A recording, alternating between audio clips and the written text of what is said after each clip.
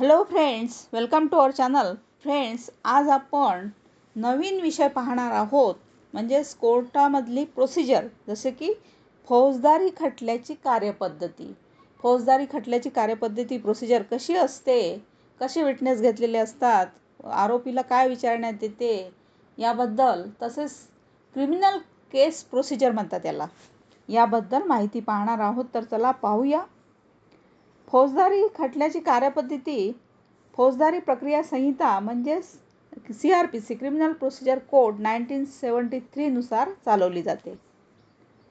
आता फौजदारी खटल्याची सुरुवात ही FIR पासून होते, म्हणजेच FIR म्हणजे फर्स्ट इन्फॉर्मेशन रिपोर्ट पासून होते. आता गुन्हा जामीनपात्र असल्यास आरोपी यांना जामिनावर सोडले जाते. त्यानंतर 60 किंवा 90 दिवसांमध्ये दोषारोपपत्र दाखल करायचे असते. दोषारोपपत्र म्हणजे चार्जशीट दाखल करायची असते. आता दोषारोपपत्राच्या पहिल्याच पानावर फौजदारी प्रक्रिया संहिता कलम 173 अन्वये म्हणजे CRPCच्या सेक्शन 173 नुसार त्यानंतर असलेली सेक्शन 173 नुसार जी प्रोसिजर असते त्यानुसार असते. त्यानंतर तक्रारदाराचे नाव असते. तपासामध्ये किंवा गुन्ह्यामध्ये जे काही मुद्देमाल असेल, जे काही मुद्देमाल त्यांना भेटलेलं सापडलेलं असेल ते असते. जसे हत्यार, तलवार, चाकू, काठी इत्यादी मालमत्ता किंवा जप्त केलेली कागदपत्र डॉक्युमेंट्स असतात, याचे सर्व वर्णन असते. त्यानंतर दोषारोपपत्रामध्ये आरोपीचे नाव, गाव, पत्ता, त्यांच्यावर केलेले सर्व आरोप व त्यांच्यावर कोणते कोणते कलम म्हणजेच कोणते कोणते सेक्शन लावण्यात आलेले आहेत, ही सर्व माहिती असते. तसेच त्यानंतर साक्षीदारांची माहिती असते. जसे की साक्षीदारांचे नाव, गाव, पत्ता, तसेच साक्षीदार कोणत्या प्रकारचा आहे. जसे पंचाचा साक्षीदार असेल तर तो तसं असते. साक्षीदार किंवा तपास अधिकारी इत्यादी सर्व माहिती त्या चार्जशीटमध्ये लिहिलेली असते. आता त्यानंतर कागदपत्रांचा तपशील असतो. जबाब, पंचनामे, मेडिकल इत्यादी असते. ही कागदपत्रे किती क्रमांकावर आहे तेही दिलेले असते आणि ती कागदपत्रे ही अनुक्रमाने म्हणजे सिरियल नंबरने लावलेली असते. आता दोषारोपपत्र 90 दिवसात दाखल झाल्यानंतर आरोपी यांना न्यायालयात हजर करण्याकरिता समन्स काढले जाते. आता समन्स तामील झाला की आरोपी न्यायालयात हजर होतात आणि हजर झाली की दोषारोपपत्रामध्ये नमूद कलमान्वये आरोप ठेवला जातो. म्हणजे जे काही त्यांच्यावर सेक्शन लावले जातात CRPC नुसार, त्यानुसार त्यांच्यावर आरोप लावण्यात येतो. आता दोषारोपपत्राची प्रत ही आरोपींना मोफत दिली जाते. त्यानंतर आरोपीची म्हणजे त्यांना आरोपीला विचारण्यात येते. आरोपी विरुद्ध जो कोणत्या व्यक्तीने पोलिसांसमोर जबाब नोंदवला आहे त्यांना साक्षी समन्स काढले जाते. साक्षीदारांना समन्स तामील झाल्यानंतर साक्षीदार विद्यमान न्यायालयामध्ये हजर राहून साक्ष देतात.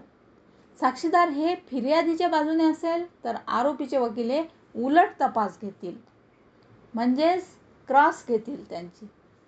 तसेच साक्षीदारांमध्ये पंचामधील पंच, फिर्याद दाखल करून घेणारे ठाणे अंमलदार, त्याचप्रमाणे तपास अधिकारी, तसेच तपास अधिकाऱ्यांनाच आपण IO किंवा इन्व्हेस्टिगेशन ऑफिसर असे म्हणतो, यांचाही साक्षीदार म्हणून समावेश होतो. तसेच परंतु नमूद साक्षीदारांना सरकारी वकील सर्व साक्षीदारांनाच तपासण्यासाठी बोलावत नाहीत. त्यात काही महत्त्वाचे साक्षीदार असतील तरच त्यांना कोर्टात साक्ष देण्यास बोलावण्यात येते. तर उर्वरित जे साक्षीदार असतात ज्यांचा काही एवढा इम्पॉर्टंट रोल नसतो त्यामध्ये, त्यांना गिव्हन अप म्हणून सोडून दिले जाते. आता साक्षीदार संपल्यानंतर सरकारी वकील जे असतात ते गव्हर्नमेंट प्लीडर म्हणून, असिस्टंट पब्लिक प्रॉसिक्युटर म्हणा किंवा पब्लिक प्रॉसिक्युटर म्हणा, ते सरकारी वकील पुरावा बंदची पुर्सीस देतात. पुर्सीस दिल्यानंतर त्यानंतर आरोपी यांचे फौजदारी प्रक्रिया संहिता कलम 313 नुसार म्हणजेच आपल्या CRPC नुसार सेक्शन 313 नुसार आरोपी यांचे कथन नोंदविले जाते. आरोपी यांना आपली बाजू मांडण्याची संधी दिली जाते किंवा आरोपी यांना पुरावा द्यायचा असेल तर पुरावा देण्याची संधी दिली जाते. परंतु असा पुरावा आरोपी यांना कधी कधी अडचणीत टाकू शकतो. त्यामुळे आरोपीचे वकील हे पुरावा द्यायचे टाळतात. तसेच आरोपी पुरावा द्यायचा टाळतात.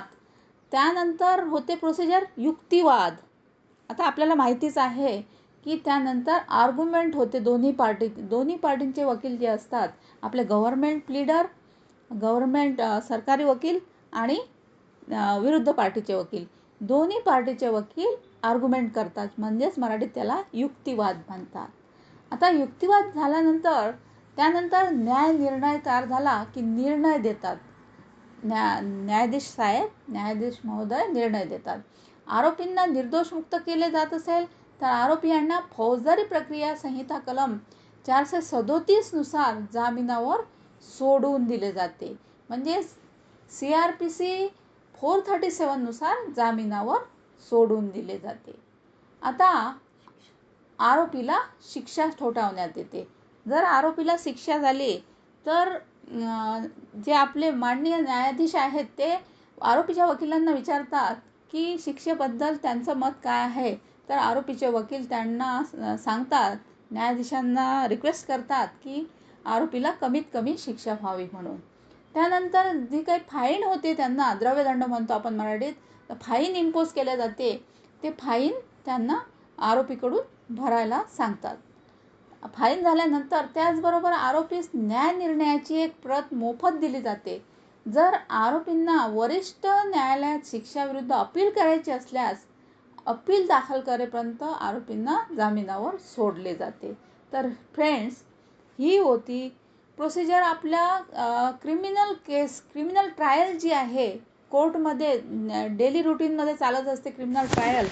त्या क्रिमिनल ट्रायलबद्दल प्रोसिजर होती. जसे की फौजदारी प्रक्रिया संहितेनुसार आपल्या कोर्टमध्ये केस कशी चालते, प्रत्येक सेक्शनबद्दल, पोलीस चार्जशीट केव्हा दाखल करतात, किती दिवसात दाखल करतात, त्या चार्जशीटमध्ये फौजदारी आपल्या CRPC नुसार त्या चार्जशीटमध्ये काय काय असते, काय काय कंटेंट असतात, समन्स बजावण्यात येतात.